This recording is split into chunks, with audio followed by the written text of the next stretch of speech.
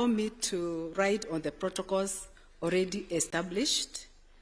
I, who is presenting this accolade on behalf, in honor of our late father, is Justice Cecilia Githua, a daughter of this family by extension, together with my sister here, Nina Ichungwah. To give you a little bit of context, I've known Ms. Ichungwah for the longest time, actually for over 35 years. He is one of the business leaders who welcomed me to Kikuyu in the year 1989, when, as a very young girl, fresh from college, I was posted to work at the Kikuyu Law Courts as a magistrate. He held my hand and made me feel welcome. Over the years, he has guided and helped me grow in all aspects of my life. He has not only been my good friend and mentor, but also a father. Over the years, because of our close relationship, he incorporated my husband and I into his family, and therefore I give this accolade as a daughter of Mzee. You will kindly allow us.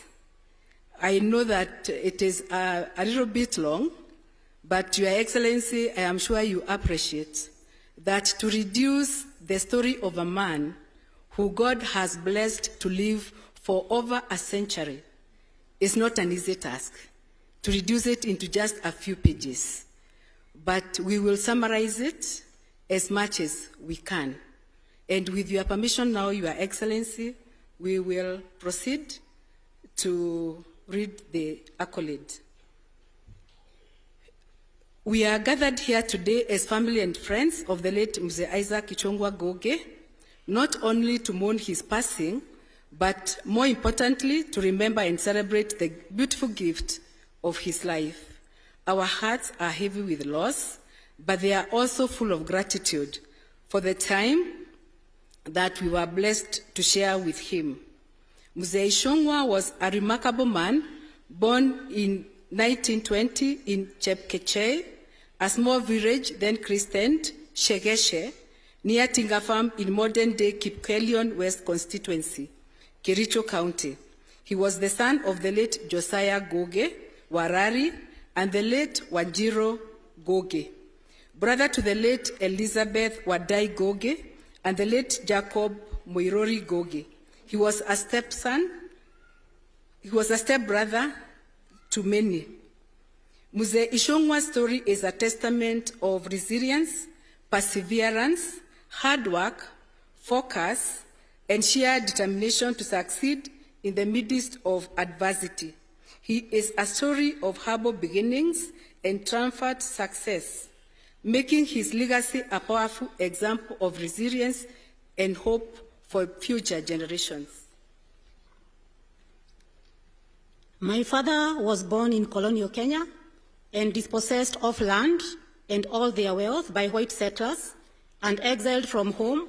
Young Ichungwah was not lucky, as he also lost his mother at a tender age, and he learned to fend for himself at an early age, childhood. When he was a young boy, my dad got ill from a strange illness, and he used to tell us that at that particular time, because there was no modern medicine and there were no hospitals, the practice was that you be left in the thickets or the forest or the bushes to be eaten by wild animals. And that is exactly what they did. They went and left him somewhere in the bushes to be eaten by wild animals. His brother, his elder brother, would go and check on him, listen to his pulse, then go and report to my grandfather that even if you guys threw Ichungwah to be eaten, he hasn't died yet. And my grandfather authorized that they go and bring him back, and he was brought back, he recovered, and the next time my dad got ill was when he was 101 years old.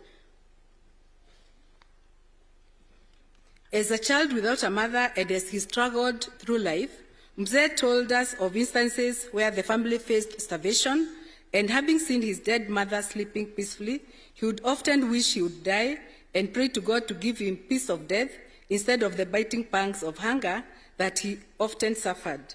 He would tell us that he wished to die and join his mother Wanjiro, not because he understood what death really meant, but because he wanted to escape the punishing pain of hunger. As a young man, Mzee struggled to earn a living. He moved from Kipkelion in search of employment and went to Kapsabet, where he was employed as a driver in the tea farms. However, like his parents, he later lost everything he worked for after being driven out by colonialists. He was forcefully resettled in a colonial village in Kikuyu, then known as Geshagi Namba Idato, concentration camp number 3, here in Gekambura during the state of emergency.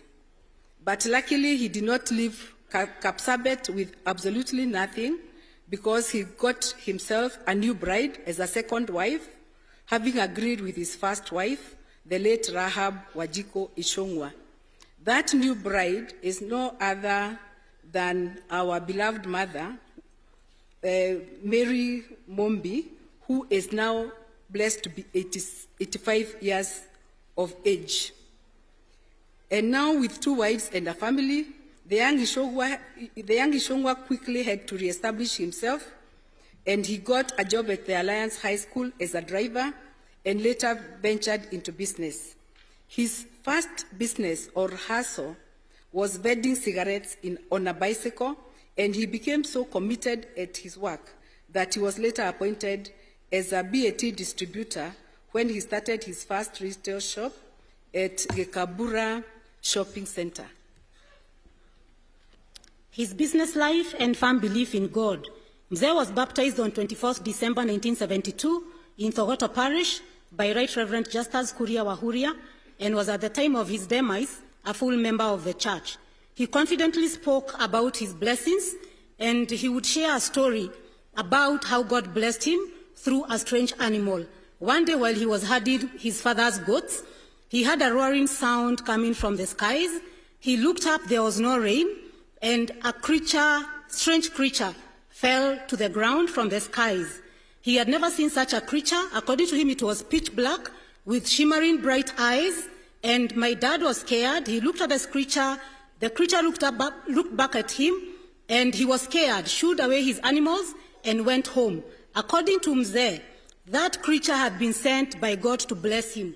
As he continued to struggle in life, he told us that there was a time he was arrested for possessing a 100-shilling note during the colonial times, because it was unheard of for an African to have that kind of money at that particular time. Mzee would later diversify from his retail business and venture into the meat industry. He established a very successful butchery and also established the first abattoir in Kikuyu town at Makutano. His knowledge of meat was so profound that he was able to tell an animal that had sickness just by looking at its blood or throwing a small piece of its meat into the fire. It is through his businesses as a meat supplier that he met with the late former president, Daniel Arap Moi. He would quickly earn the president's trust to the extent that he started getting livestock from his farms on credit. And owing to his fire, Mzee experienced significant successes, fostering unity within his family and community. His ability to turn difficulties into opportunities not only shaped his personal achievements, but also positively impacted those that were around him. Mzee inducted and mentored his children into businesses, as well as a large number of his associates and friends. It is out of this mentorship and induction into the meat business that most, if not all of his children, has had a stint in the meat industry. During the COVID-19 pandemic, which he used to call Korota in Kikuyu, he did not wear a single mask. While the rest of us struggled to breathe under the nose masks, Mzee continued with his daily activities as usual. He would often say that God is not a con man. He cannot protect me all these years, only to have a stupid illness like corona kill me. Mzee was a cross-cultural person, and he worked very well with every community. He had no tribal